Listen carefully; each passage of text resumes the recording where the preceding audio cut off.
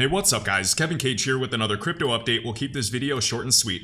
First up, shared by Matt Schaffnit, the CFO over at Casper. Casper Network will be collaborating with Nucleus Finance, as we discussed last video, as a silver sponsor for Digital Assets Week in Singapore. So this will be taking place in just a few days. And as we scroll down on Digital Assets Week Singapore, we can see audience groups include platform service providers, including exchanges, custodians, tokenization platforms. They have investors, VCs, hedge funds, private equity, financial institutions, banks, other funds, etc.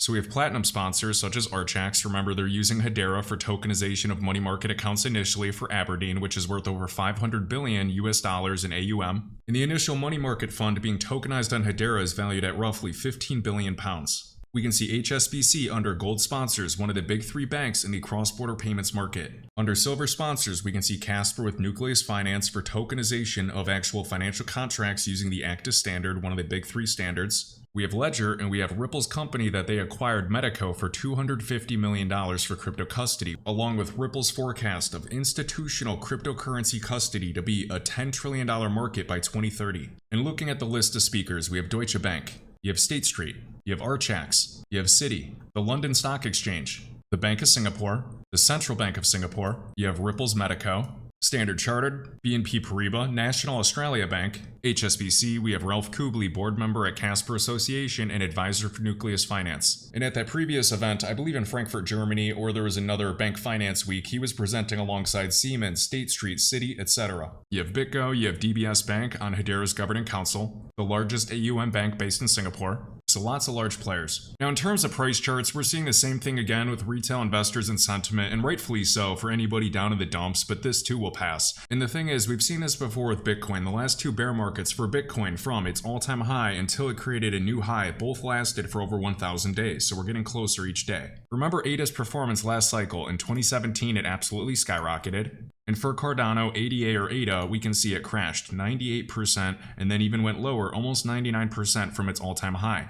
It did not actually break into a new all-time high price for over 1,000 days. During this time, after it does a 50, 60, 70x return, everybody says it's the best project ever. Then when the project crashes for over 90% for several years, everybody says ADA failed, it's a garbage project, it's a scam, etc. I'm seeing people on Twitter and retail investors saying the same thing during bear market bottoms. Then we know that ADA, from its all-time low all the way to its all-time high over $3, did over a 160x return from under 2 cents to over $3, with a circulating supply of almost 3 times larger than that of Casper.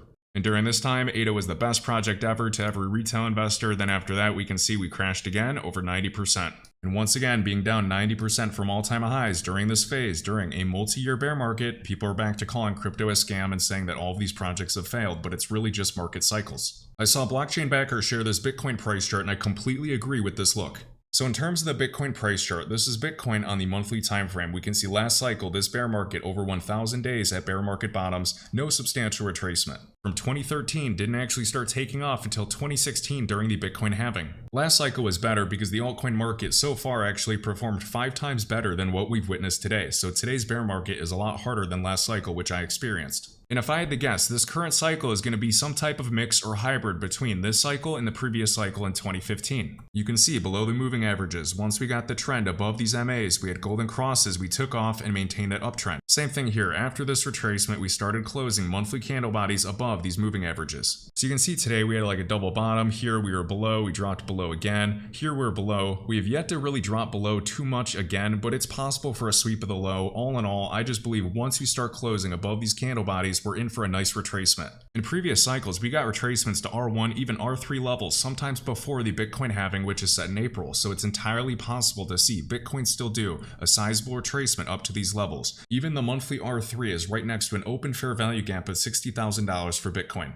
So people can believe crypto's a scam, even though this bear market in terms of length has been no different than the previous two. But I'm going to let time do all the talking for this one. We're currently just under the weekly pivot. This too will pass. Can we go lower? Yes, but it's likely going to go much higher in the future. So BCB says this is not 2020. Stop using the recency bias of comparing to the last cycle. So we can see that he overlaid the Bitcoin bear market from 2015, recovery in 2016 during the Bitcoin halving until the 2017 supercycle bull run, and it does look very similar. We can see breaking out of accumulation, and yes, there are crashes on the way up showing signs of strength, and a back test to get the show on the road. So you can see breakout, back test, boom. So for me, there's two ways to view this market. If you're super bearish and you think that we have a March 2020 crash to come, I completely get it. So some people actually think we're here today and we could see one more big liquidation before climbing back up, similar to there. But for me, it's looking a lot more similar into a climbing structure and recovery, especially knowing that we're nearing the Bitcoin halving.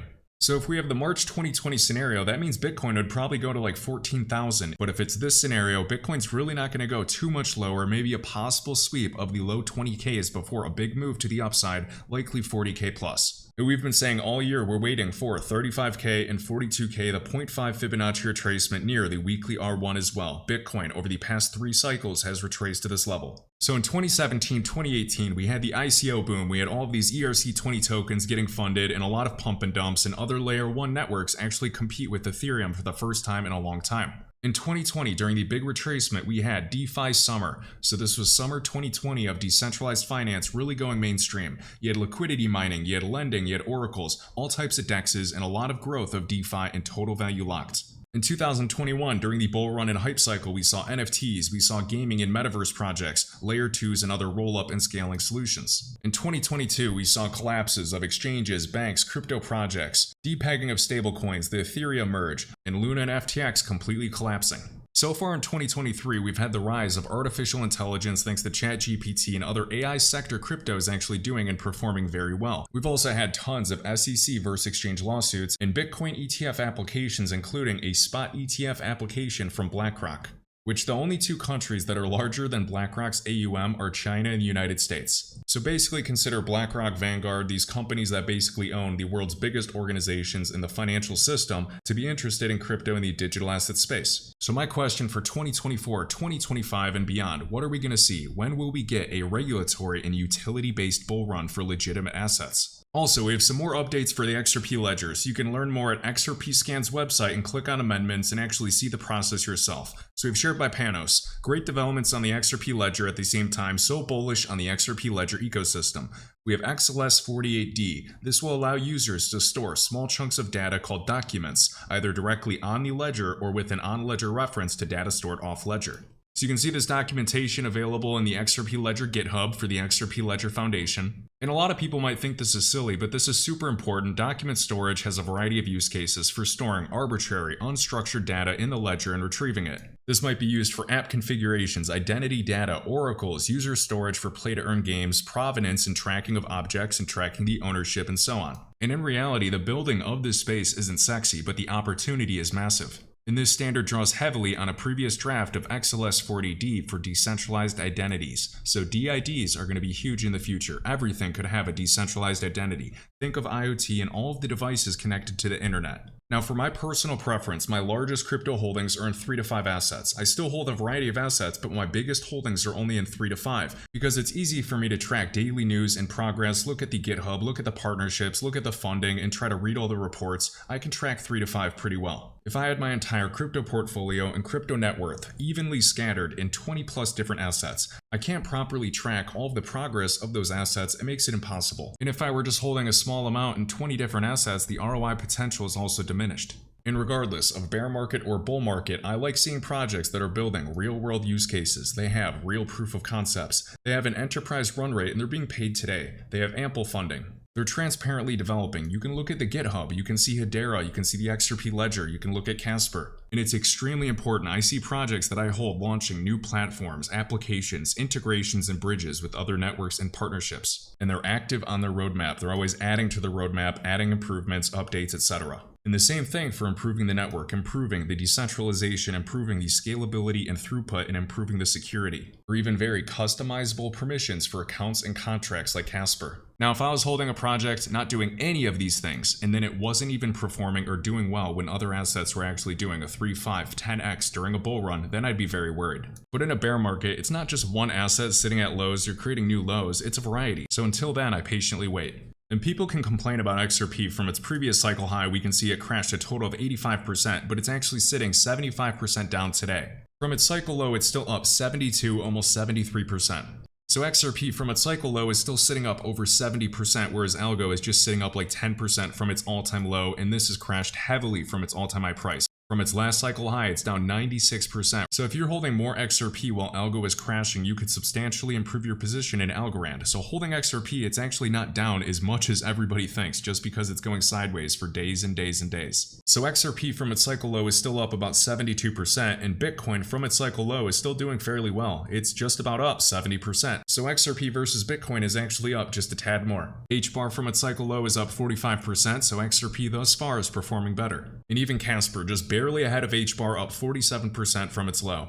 The majority of retail investors are going after alts that are popular and alts that already did a 20, 50, or 100x plus from their cycle low. I am much more interested in something that is sitting near all-time lows that has never experienced a bull run because it was born in a bear market and is legitimate. Also got an update from the XRP Ledger Foundation, so right now there is no entity on the UNL or Unique Nodes list that's running more than one validator. This is a giant milestone for decentralization on the XRP Ledger. And just like David Short said years ago, because the XRP Ledger has a defined way to introduce features, build consensus around them, and activate them in a non-disruptive way just through updates and voting, it can evolve to incorporate new technologies faster than other systems. And looking at the market, the top 10, top 50 assets, just to emphasize how early we still are.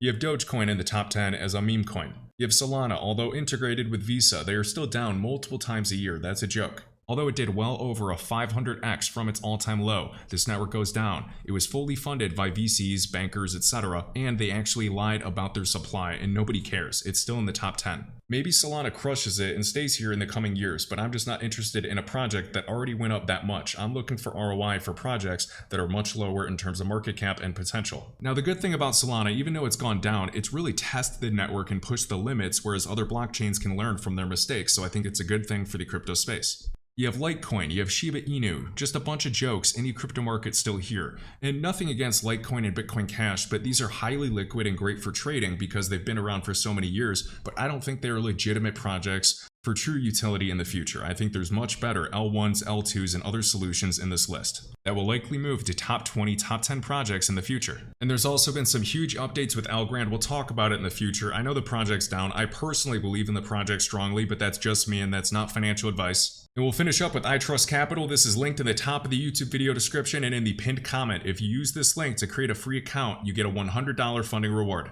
Remember that Ripple is acquiring Fortress Trust. Fortress Trust is huge and they've been around for years. And guess what? iTrustCapital has already been partnered with Fortress Trust for quite some time. So I've had a Roth IRA for years, but with iTrustCapital specifically since 2020, so for over 3 years, coming up on 4. For 100% tax-free trading and investing with crypto exposure or precious metals, and in the future, securities and even tokenized real estate.